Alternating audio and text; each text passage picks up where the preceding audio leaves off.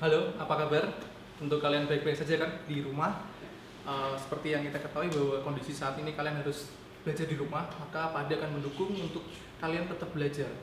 Jadi untuk hari ini Padi akan sampaikan materi untuk lanjutan materi yang sudah Padi sampaikan di pertemuan sebelumnya. Oke, hari ini Padi akan menceritakan tentang bagaimana kita memahami sebuah tulisan. Tentu kalian pernah membaca sebuah tulisan baik itu biografi atau isinya lebih ke tentang pengalaman hidup seseorang atau tentang opini yang lebih berisi tentang berita atau mungkin karya fiksi seperti cerpen, seperti novel, dan salah satunya adalah puisi. Kalian tentu pernah mendengar puisi.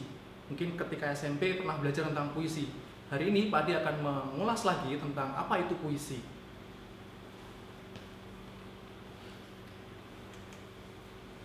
Puisi.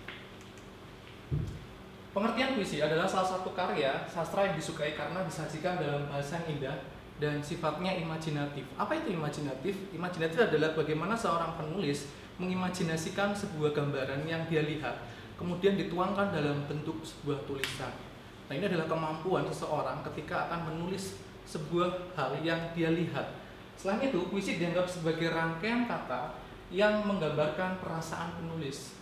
Mungkin kalian pernah merasakan sesuatu, kemudian kalian bisa merasakan sesuatu itu kamu tulis dalam bentuk sebuah tulisan. Ini adalah sebuah puisi. Kemudian puisi memiliki pesan yang dirangkai dengan kata-kata yang indah. Beda dengan tulisan-tulisan yang lain, kalau tulisan lain ditulis dengan apa adanya, sedangkan puisi memperhatikan tentang diksinya, bagaimana kata-kata yang indah supaya puisi itu bisa dinikmati oleh setiap pembaca. Lalu apa yang kita lakukan ketika kita akan menemukan sebuah puisi? Yang pertama adalah kita akan menentukan suasana puisi. Yang kedua adalah menemukan tema puisi, dan terakhir adalah menemukan makna puisi. Kita akan belajar yang pertama, yaitu menentukan suasana. Padi akan bertanya, suasana itu seperti apa?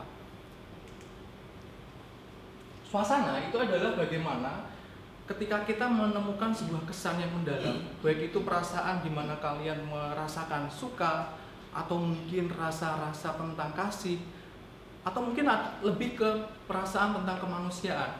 Contoh puisi yang pernah saya baca yaitu puisinya Wiji Tukul, yaitu tentang peringatan, di mana puisi tersebut menceritakan tentang protes terhadap kondisi situasi yang dialami ketika waktu era Orde Baru.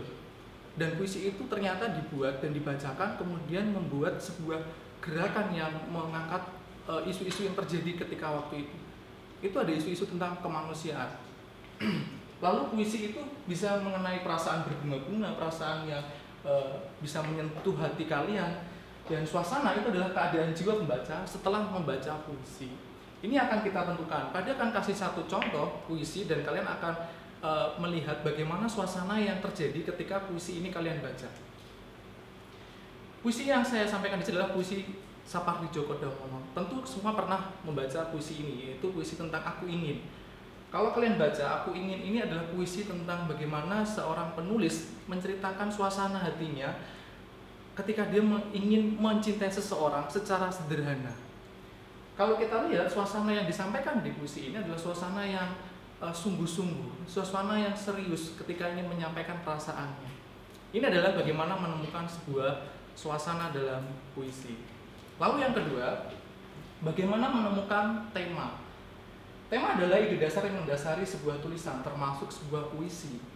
Tema puisi menjadi inti dari makna atau pesan yang disampaikan oleh penyair kepada pembacanya. Bahasa yang digunakan cenderung konotatif. Apa itu konotatif? Konotatif adalah bahasa-bahasa yang memiliki makna atau kesan tersendiri. Kemudian kata kuncinya adalah memilih kata yang digunakan dalam puisinya. Ketika menentukan tema, kita akan baca teksnya, kita akan temukan kata kunci apa yang dekat dengan tema yang disampaikan oleh puisi dari seorang penyair. Kita akan lihat puisi dari Sapardi kembali. Kalau kita lihat Aku Ingin Mencintaimu, kita jelas sekali dari puisi ini kata kuncinya adalah kata cinta, mencintai. Dari satu kata kunci itu kita bisa menemukan bahwa kata kuncinya itu menentukan sebuah tema. Maka temanya adalah cinta. Yang tiga adalah menemukan makna puisi. Menemukan makna puisi sebenarnya adalah langkah yang terakhir ketika kalian sudah menemukan dua langkah yang pertama, yaitu ketika kalian menentukan suasana, kemudian menemukan sebuah tema, dan yang ketiga adalah menemukan makna. Menentukan makna atau suasana ditujukan penulis melalui temanya. Jika temanya soal perasaan atau cinta, berarti kalau bicara soal makna yang terdapat pada Sapadi Djoko Damono kira-kira apa?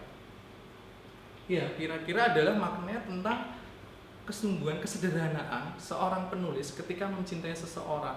Di situ juga dikatakan dengan kata yang tak sempat diucapkan kayu kepada api yang menjadikan abu. Di situ adalah bentuk pengorbanan seorang penulis ketika dia mencintai seseorang. Itulah bentuk bagaimana 3 hal yang akan saya sampaikan kepada kalian. Apa saja ketika kalian menemukan sebuah puisi. Untuk penugasannya,